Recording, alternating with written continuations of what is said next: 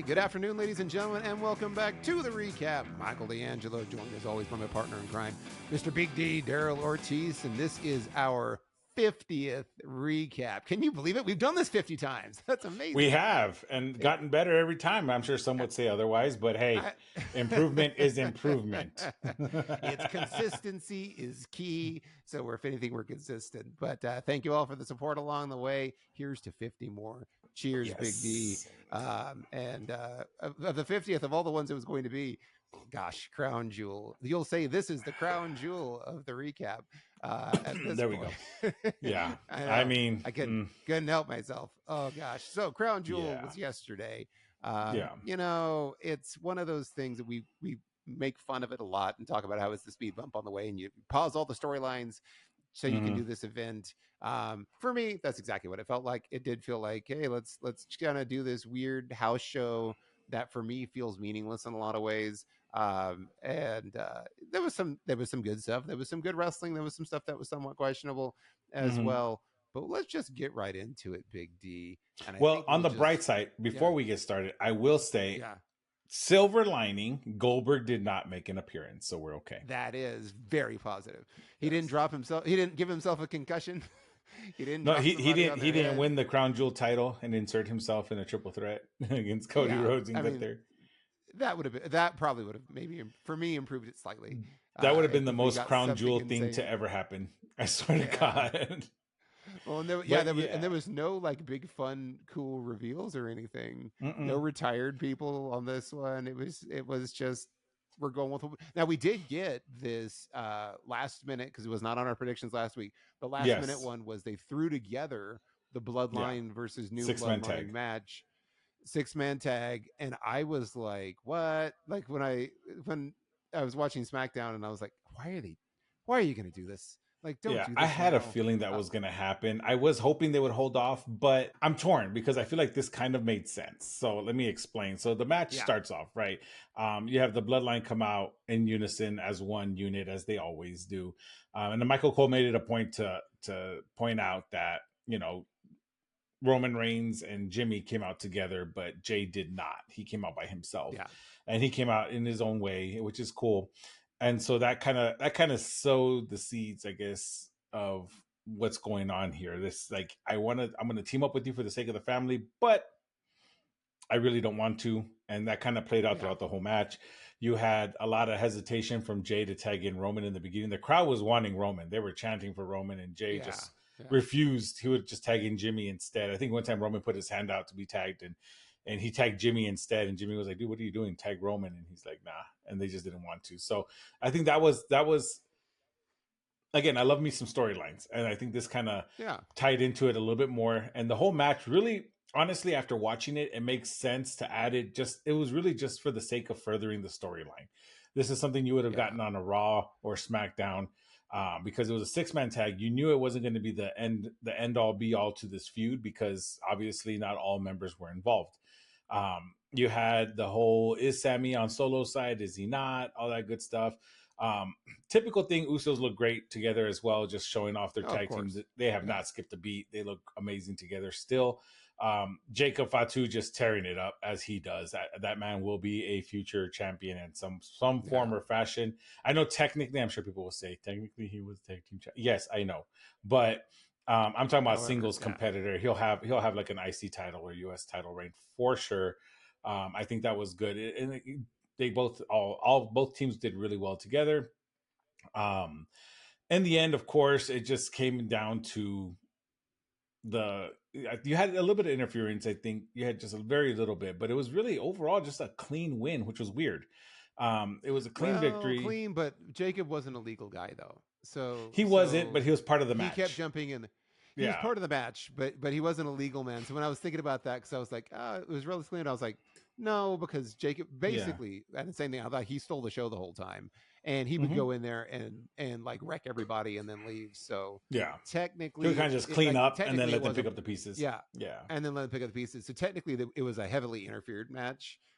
But you kind of know what you get with the Bloodline. He's always going to be involved and he's ringside. So exactly. So I mean, you had that happen. You had Solo hit the 2 Samoan spikes on Roman, which was interesting to see him pin Roman. and win. And then out of nowhere, they're celebrating over Roman, and they put the Ulafala on Solo, and then all of a sudden Roman just wants to attack him again because he's just. And I think that also played very well into Roman's desperation to be back at the top of the head of the table, I guess you could say. And I think that's where it kind of that's where this feud's kind of going, right? He just wants that control, and that's the issue that Jay's always had with Roman. He just wants to control him. So then, before you know it, Sami Zayn comes out. And there's this whole moment of, is he with Solo? Is he not? Like, is he gonna hug Solo? He wasn't. Yeah, like this is where I was like, this is manufactured tension. Like when it happened, I'm like, come on, like that he's not gonna join him. So I was like, get on with it, Sammy. Like, what the heck, man?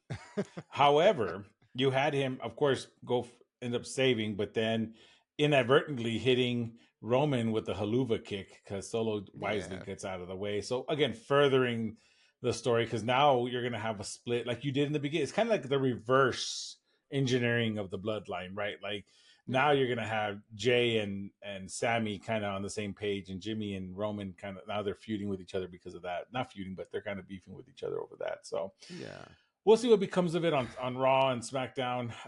It was an okay match. I think this match was really just put together to just push the storyline through, move it further. Nothing too amazing outside of Jacob Fatu's wrestling, of course. Yeah, Jacob was great. Usos. Yeah. So I don't know. What Jacob was really awesome. And I agree. Like this was just storyline. It did feel a little thrown together. I kind of wish that they had waited. It's like, hold off until the Survivor Series match. But I get why they did it, because they still want to show, to your point, so the visuals of New Bloodline is a real team and they're together. Old Bloodline is still pretty fractured. They've got to learn to come together as a group. So like they're playing that. The Sami Zayn thing, I was like, you knew Sammy was with them. And then when he hit Roman with the haluva kick, I was like, oh, this is more manufactured tension. So we're gonna have to see over the next several weeks.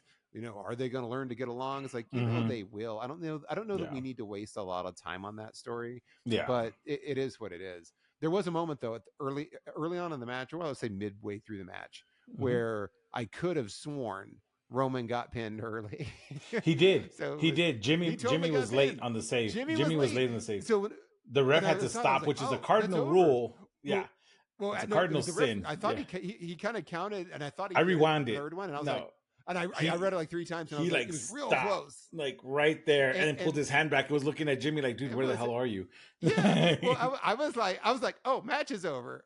He got him. Wow, that was surprising. Yeah. And then it was like Jimmy got him, and I was like, no, he didn't. I read it a few times. I was like, oh man. He touched the leg.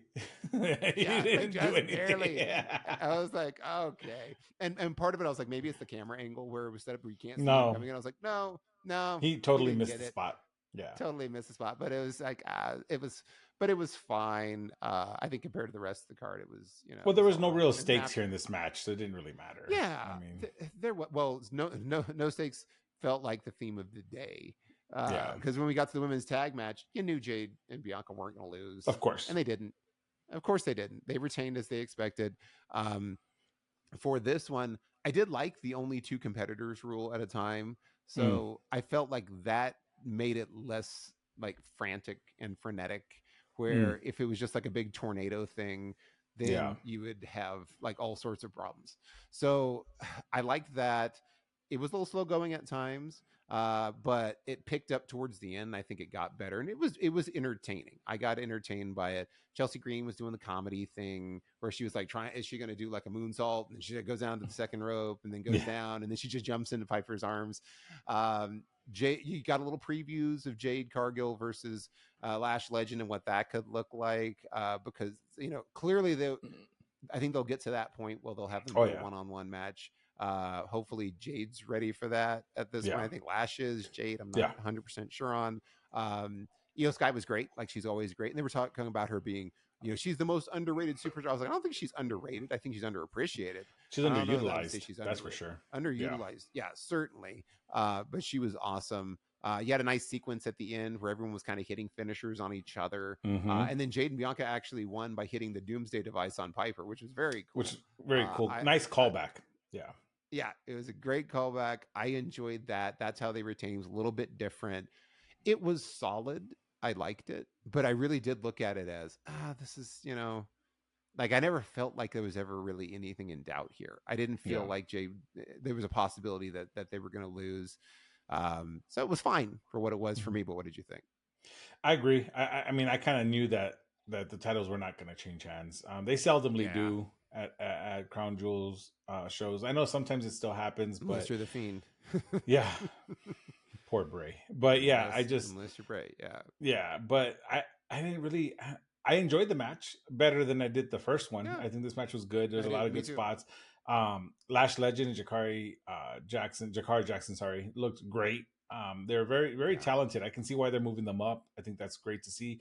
That's going to be a good matchup between Lash Legend and Jade Cargill. I did like the comedy. Of course, I love the comedy of Chelsea Green, Piper Niven. Chelsea Green is stealing the show with that. I think she's really good at that. You know, my hat's off to her. Pulling that off. And again, she still gets in some good wrestling moves. I think people forget she actually is a really good wrestler. If you don't believe me, watch her matches with Penta at Lucha Underground. Like, she's legit. But I think I didn't really see this. And they tried. Corey Graves tried. He's like, oh, Michael Kwan must steal a page out of your book. Notice that Jade Cargill and Bianca Belair came out separately too. And it's like, oh, no, they come out together. They just do separate songs like most tag teams. They just each do like half an entrance. Yeah. I'm like, okay.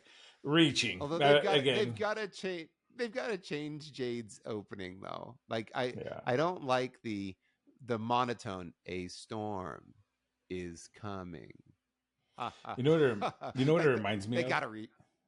It reminds me of back when you had the Viking Experience or the Viking Raiders, and they needed something for Valhalla. Or she wasn't Valhalla. What was her name? Amand. It'll hit me later. But like that, her little like Valhalla is here, and I'm like, we don't need that. Yeah, it's like you don't need it. Like they've really got to just take that piece off and just start the music. Just let the guitar hit or re-record it. Yeah, do that. Just just hit it and just go.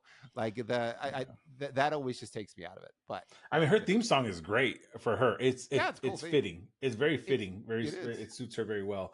And so I think the theme song's great. It's just maybe a slow in the beginning because you're trying, and then you have Bianca's that's just like, you know, super up tempo the whole way through. It does show that they're different, but who knows? Maybe they will be pushing for that soon. We'll see what happens. I don't know. But yeah, I liked the Doomsday Device because obviously they were the powerhouse tag team, and that the Doomsday Device was a powerhouse tag team's finisher in the Road Warriors. Like, I mean, that was, you know, it was a good paying homage to them. I think it was great. I enjoyed that. I actually did enjoy the next match, which was Seth Rollins versus Bronson Reed. And nice little, not so subtle shout out to MF Doom from Bronson Reed on his ring gear. I thought that was really cool, cool to see. And it was interesting to see Seth be the aggressor. This wasn't a very long match. It was okay. It was a good for what it was in terms of Seth getting his get back, I guess you could say. He comes out right from the gun and just doesn't even let him get in the ring, take off his coat or nothing, just goes right at him and starts going to town on Bronson Reed. They start brawling. Match doesn't even start yet. They're going all over outside the ring. They're being thrown over place. Seth had a really nasty bump where Bronson Reed threw him into the timekeeper's area, and he thankfully landed flush with the chair. It looked like, I had to go back and watch it a couple of times. It looks like he did land flush with the chair, but that still looked like it hurt. But yeah, it was good. Sure. You had the whole David versus Goliath thing. Seth kept trying just to hit him with a flurry of offense, and Bronson Reed kept getting up. Hit a tsunami early, and I thought, wow, they're going to end the match early. But obviously he went up for a second one. Seth moved. That was pretty much the theme of the match, was just Seth hitting Bronson Reed with everything he's got. Bronson still getting back up. It kind of reminded me, I know Halloween just ended, but it kind of reminded me of like the Jason Voorhees, Michael Myers, where they're just like throwing stuff at them and they just keep coming. Like, that's kind of what it reminded me of, but in a good way. It wasn't cheesy or anything like that. It was kind of in a good way. You had Rollins still going at it, and finally, you know, hit him with 3 curb stomps. He hit him with one. It was one outside the ring on the stairs when Bronson Reed busted himself open on the steps. Yeah, when he dropped the stairs, hit himself, then he got on the steps. Yeah. And he hit him with stomp. Then he went in the ring, hit him with another stop. Then he went up to the top turnbuckle, and hit him with a third and final stomp. and got the 3 count. And then you had a good visual of Bronson Reed popping up after and just staring down Seth just looking at him like, what the hell is wrong with you? And that was a good visual because he had the blood running down his face. And it was, you know, it looked good. It was a good visual. So I enjoyed that part of it very much so. So yeah, it was a fun match. I think it was well paced. I don't feel it dragged on. I was worried about that because obviously Seth has cardio for days. I mean, he is what do they call him? The Rambo CrossFit Jesus. He is like, he has the best cardio I've seen around. And I think I'm glad they didn't make it go long. I think it was just the right amount of time. What did you think?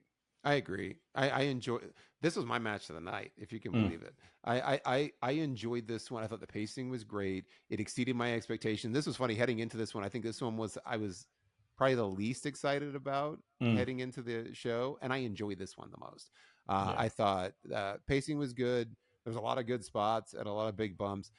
Yes, there was a lot of kicking out of finishers, which we both don't like. But I get it because you've already established Reed as like this super heel monster and this super monster heel. So I'm like, okay, he can't just all of a sudden go down.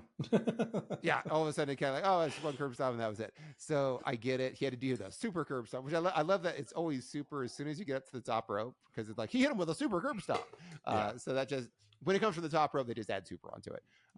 So it was really, I really enjoyed this one. Probably I think it was my overall match night. It wasn't the match that I necessarily enjoyed from a fun aspect, and we'll get to that one later. But I thought just overall from the story that they told. Now my only letdown on this is, are they just now immediately on Monday going to pivot to Rollins versus CM Punk and leave Reed behind? Which I kind of feel like they are. I kind of feel like they're going to do that though. Yeah, like they shouldn't. I think it was silly. I mean, they left it the way he stood standing. That was kind of like, I mean, they're still gonna go again. I feel it has to do with how fast CM, because I feel like CM Punk, remember, did his "I'll see you when I see you" and then disappeared, so he didn't have to be a part of Crown Jewel. I'm wondering, is he gonna be back the Monday night after Crown Jewel, and then they're just gonna pick up, and then they'll figure out something else to do with Bronson Reed. And I'm like, I hope that doesn't happen. And I got like a weird feeling after the match. I'm like, is this it? Like you're going to move on into that program because CM Punk's going to come back because Crown Jewel's over. I don't know. I hope it doesn't happen, but I got a funny feeling about it. We'll find out. We will find out. But after this one was Liv Morgan versus Nia Jax. I was so disappointed, I will say. I really did not like this match. I won't say it was probably the one I could do without the least. That one's right after this one. But so you had lots of interference. I won't even get into a lot of the weeds on this one. You had lots of interference and distractions. You had another failed cash-in. Can we please stop doing the failed attempted cash-ins? Because it's not a failed cash-in, but Tiffany Stratton comes back down. Nia takes exception and thinks, why are you down here trying to cash in? Are you trying to cash in on me? Which they've done that already. And then Tiffy gets the briefcase wrestled away from her. You've got Raquel in there. You've got Dom in there. Up until like throughout the match or most of the match, before all the crazy interference shenanigans started, Nia was being pretty dominant. You'd have Morgan get in something every once in a while, but Nia was mostly dominant. And then you had just this massive level of cheating and interference and distraction to allow Liv Morgan to win. So she picked up the win, won the title. But I felt like they did this to go, let's try to make everyone save face. Liv always gets help, so let's have Liv always get help again. We don't want Nia Jax to look weak, so let's have confusion from Tiffany. Let's not actually follow through with this cash in again. I was like, everything about it was like, you got to pull the trigger on some point on the stupid cash in thing. Because if Tiffany's always running down and just not making it happen, like it's not making me build anticipation towards it. It's now just making me frustrated. Like, what are you doing here? Like when it happens, I feel like it's going to be such a letdown now. And it's not going to be this great moment because they've teased it too much. And then they couldn't really commit to, I'm like, if you're going to do these champion versus champion thing, which I think is a bad idea because they've created these titles and they said, let's do champ versus champ. So somebody's got to come out looking lesser. That's just how this goes. But at least have the guts to have one of them win, like outright, if you're going to do that, which I loved about the main event. I did love that about the main event, but we'll talk about that. I just this is my worst match of the night, I would say. I didn't like it. Yeah, I mean, I didn't care for the way it ended. I was excited to see the cash in, but I knew it wasn't going to happen because it wouldn't make Yeah. sense. All of a sudden, right away, a hamster started running in my head, and Yeah. it was like, okay, if she cashes in, does that mean that she also wins both titles and the crown jewel title because she cashed in, or does it mean Yeah. that only for this one, but she can't pin? She has to pin if she's going to get Naya's. Does she have to only pin Naya, and then she also wins the crown jewel thing because then she won the match? But then you're not going to Yeah. have the champion. Like, you know what I mean? Like, it's so convoluted. And I'm like, I knew it wasn't going to happen. What should have happened, in my humble opinion, was when Raquel got the briefcase from her while the ref was distracted, Dom could have tossed it over to Liv. Liv nail Naya a couple times with it, lay her out, throw it into the corner where Tiffany Stratton's standing, get the victory, and there Tiffany's eyeing the briefcase, seeing Nia on the floor, eyeing the briefcase, Nia on the floor, get up, cash in, and then they would have worked. That would have worked. I would have liked that totally finish worked. better, because then you have Nia safe because Liv used the briefcase. You didn't have a whole lot of shenanigans, and you just still had it because you had to have it because it's Liv in Judgment Day. But then you had Tiffany Stratton able to cash in and make good on it, and then then the next storyline in War Games is going to be Tiffany Stratton, Nia Jax, because Nia Jax wants her rematch or whatever. So that's kind of how I felt it should have gone. I was a little disappointed because then all of a sudden after Liv Morgan won, suddenly Nia and Tiffany Stratton like teleported away from the arena. It seemed like because they were nowhere to be found because Triple H walked in and was like, "Get the hell out of here!" And they just like booked it, and he went and gave his title to. So you didn't even leave an opportunity for Tiffany to try and cash in after the fact, But so then it goes back to your point. Why even have her? Why bother having her come out in that way? Just let Judgment Day distract and just do their thing, So I wasn't a huge fan of the night. It's a shame because I feel that women's wrestling in WWE has gotten significantly better from back in the Attitude Era days when it was just divas and all that stuff. Definitely. But and I feel that WWE does have a lot of the best women's wrestlers in the industry. I feel compared to like AEW or compared to like TNA.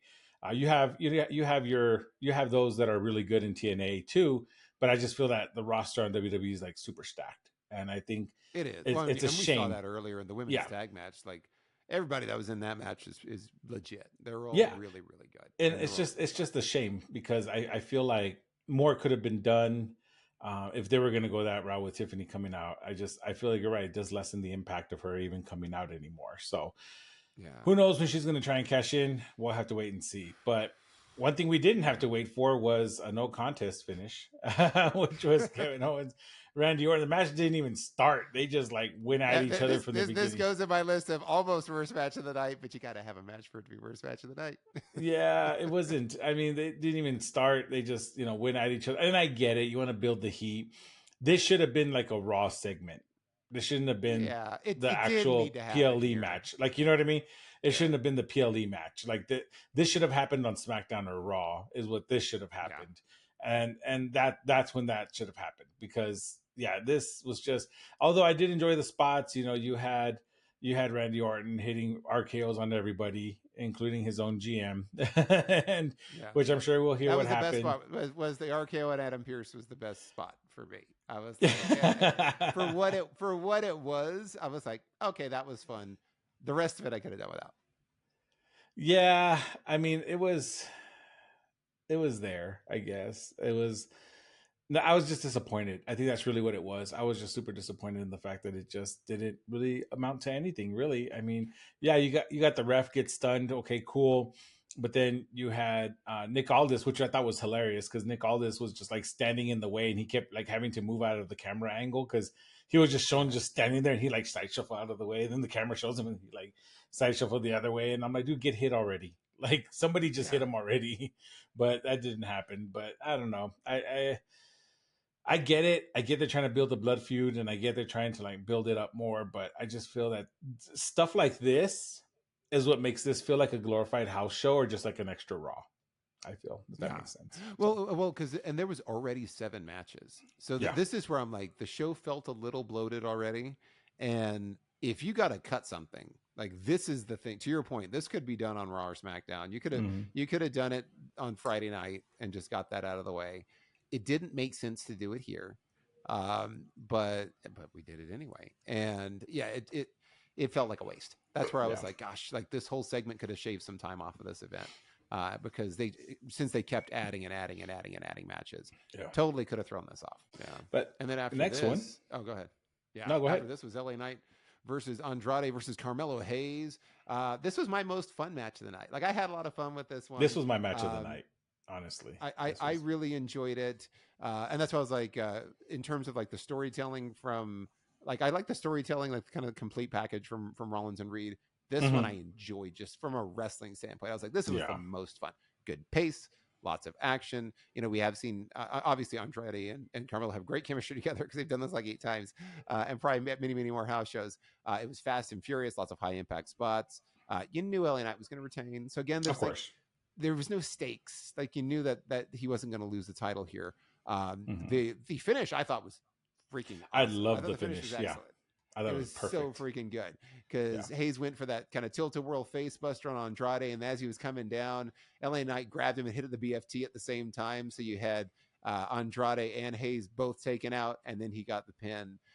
So I was like, man, just the coordination and the technique, and they hit it all perfectly, and it was so good. I rewound it and watched it a few times. So I was like, man, they pulled that off perfectly, and it was unique and it was different, especially since these guys have had so many matches and interactions with each other. The fact that they got something really creative and new there as the finish, I thought was great. So I really enjoyed it. Glad to hear it was your match of the night. Yeah, this was my match of the night. I love it. I love high flying. This is awesome. How about that second rope inverted Spanish fly? That was insane. Yeah. From like the second rope. Again, this is just great. I love the subtle details that were added in terms of like LA Knight. Like he hit the double elbow drop, on both of them and kept trying to pin both of them because it was him against them too, really, because he dug himself in this hole. And so like the little subtleties like that were awesome. The finish, I absolutely loved it. This match did not go on forever. It wasn't short either. I think it was perfectly paced. I feel all 3 men just tore the house down. This was my match of the night. I loved it, every bit of it. And they got them all wound up and ready for the main event. That's really what it did, because they were hot for that main event, which was Cody Rhodes against Gunther for the Crown Jewel Championship. And it was a little bit of a slow start, I feel, in the beginning. Just a lot of like pandering back and forth and just going at it. But once the action got started, then the action really did get started. You had a lot of huge, ugly chops from Gunther. It's a specialty, I swear. Like, I probably regret saying this, but I would definitely. I see clips of people taking chops from like luchadores, and I'm like, I would take a chop from Gunther. I'd probably die, but I would do it. I would totally just for the experience. I would do it just for the experience. Horrible. Oh, I'd be in pain. Like, I'd be writhing, but I'd be like, you know what? I don't. Yeah. I don't want to go skydiving. I don't want to go bungee jumping. But sometimes it's like, if you get a chance to do it, just for the experience, even if you know it's going to be terrible. Same thing here. It's like totally just take a chop from him. Yeah. I would. It'll take me a little bit of whiskey, a little bit of bourbon, and then I'll be ready to go. I'll be like, all right, Gunther. Everything seems like a good idea after a little bit of bourbon. Everything is do it. Fine. Let's do it. But yeah, Cody's chest looked brutalized, but it was good. Yeah. It was. I liked that he was targeting, of course, the back of Cody, and that was like the angle for the night because Gunther's very methodical in his wrestling. He's old school. You saw a lot of old school moves there from Gunther. I think he reversed the disaster kick into a Boston Crab, which was really good. Caught Cody in midair, brought him down into the Boston Crab, and then what was it?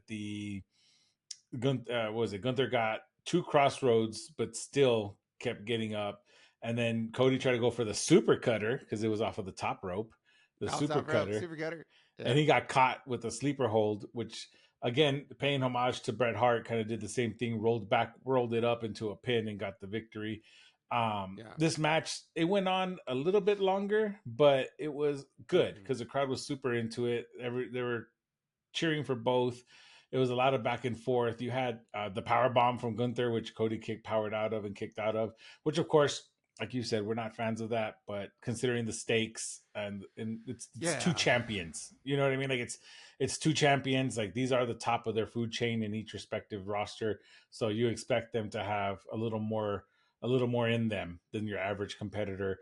But yeah, this was an overall great match. I liked it. I enjoyed it. Jesus, that belt is ridiculously huge. That is like a comically sized belt. Like, good Lord. But here's what I didn't like, and I'm going to say this now. I liked the match. The match went great. I liked Cody going over, just because he's the face of the company right now, so you kind of need him to go over. But I kind of laughed because we're doing callbacks to AEW now, because the belts stay in Riyadh. They don't leave. They stay in Riyadh. They go to the WWE experience, and they're there. The winners get Super Bowl style rings, which what did Cody have in AEW? He had his ring, and that's what MJF took from him. That's what MJF uses now, right, as a weapon. But yeah, so they're gonna get Super Bowl style rings, to quote Michael Cole. But to commemorate it, I guess. But at the whatever. At least it's over with. We're done. It's done. We're good. We can move on. We can focus on War Games. They're going to have a number one contenders match on Raw for Gunther's title, so that's going to be a good one. You're going to have, if I'm not mistaken, let me go back to it. I know Dominic Mysterio's on there. It's going to be Sheamus, Damian Priest, and then there's one more. We already know El Campeón who's going to advance. Right? I'm going on record. It's probably. Who was it? Oh, damn! I'm gonna. Dang it! Oh, I was gonna say too. Yeah, while you look for that. Yeah, go ahead. I was gonna say, I think for Cody and Gunther, the match is good. It was a little more methodical and like slower tempo to start. A little too slow for me at the beginning, and then the pace did pick up later. So I did like the sleeper countered into a pin at the end. I thought that was cool. I appreciated the fact that they had the guts to have somebody win clean here and not have shenanigans. It's like, and I knew it was going to be Cody. My thing was, gosh, I just wish it hadn't been at Gunther's expense. Like that's the only when I walked away from it, because I know you had to do it. I just feel like they've done such a good job of making Gunther the ring general and have him conquering everybody. And when he loses, it's rare. I just felt like kind of at this trajectory in his career, having him come up second fiddle to Cody, I wish it hadn't been him that they did that too, because I can see that kind of hurts his momentum a little bit. Yeah, but you kind of knew it was going to be for Cody, and you can make the case that, yes, Gunther's a ring general and he's really technical. Cody's been around forever, and his dad was Dusty Rhodes. He knows all the tricks of the trade. Maybe he knew a trick that Gunther didn't, and so that's where I kind of get it. I just feel bad because I'm really on the Gunther bandwagon right now. Like, I love what he's doing. I love his promos are great. Obviously, his in-ring work is excellent. He really does the heel shtick very, very well. When you set these up, you're hanging somebody out to dry, and I just feel bad that it was Gunther, but it was a good match. Yeah, and I get that, because at the same, Gunther is a purist in terms of how he wrestles, right? And that's it's interesting that they had him lose the way he did, because if he's a student of the game, then he would know that. He would know that. Don't. That's a way. That's a way to get. Yeah, that's a way to get rolled up as a sleeper. But so that's why it was interesting to see that happen, to have Cody do that, because again, Cody kind of, in a sense, beat him at his own game, right? And that was that's how I felt when I saw it, because I was like, every time Gunther's in danger, it's like, oh, they'll hit the finisher, he'll just roll out of the ring. It's like he always does things that are so smart, where you're like, yeah, he really gets it and he really knows. And you had Cody beat him on something that's kind of like a more of a nuanced technical thing. Yeah. To where I was like, oh, like you kind of had him out Gunther, and I just didn't like it. Like I don't know, but Gunther will it's be Seth fine. Rollins. Just like, it was a bummer. I knew I was gonna kick myself. Seth Sorry. Rollins is the other one. Yeah. Oh, so Seth Rollins. Okay, so then predictions on that one. I do think it's going to be El Campeón who's going to advance, and CM Punk comes back now. I think Dom's going to get taken out because Damian Priest is pissed off about what happened to Rhea when she got jumped on NXT. So I think Dominic's going to get taken out earlier. He's going to flee the arena, and then that spot's going to get filled probably by CM Punk. Well, CM Punk or Bronson Reed could come out and interfere with. Like, he's got to come out and interfere with Seth Rollins, or CM Punk's got to come out. Somebody's got to come out and interfere with Seth Rollins to help Damian Priest get set up for it. Yeah. But we'll see. But overall, I would say Crown Jewel was I'd give it like a B minus, only because I really liked that LA Knight triple threat. I liked the women's Fatal 4-Way was good wrestling overall. Bronson Reed, it was. Seth Rollins was awesome. I like the furthering of the storyline of the Bloodline, even though I feel like that could have gone on like a regular show. And the main event, I like the storytelling in that, in terms of Cody getting one over on the ring general, in terms of his ring IQ. So I like that. Yeah, I mean, I'll give it a B. Like there was some solid wrestling. It just felt like no stakes. The stakes weren't really there for me. I didn't. It just felt like a big Raw or SmackDown. Yeah, it really did. So as far as PLEs go, there's definitely better. Even though they've kind of built this up almost like with the amount of time and matches, almost like a SummerSlam type of event with how much they built it up. It certainly isn't, but it was fine. There was some good wrestling, and like you said, most fun match of the night, the triple threat for the U.S. Championship. So most fun, really good. Bronson Reed and Seth Rollins was really strong as well. The women's tag match was really strong. Some good and bad, but it's all good. And that's it for the recap of Crown Jewel on this 50th recap. Don't forget to like, share, and subscribe. We appreciate, again, all of the support as always. Thanks for being on this podcasting journey with us as we continue on as well. Leave us comments, all that good stuff. And that's what we got this week. So until next time, I've been Michael Leangelo. He's been Big D Daryl Ortiz. Have a wonderful week, everyone. We'll see you soon.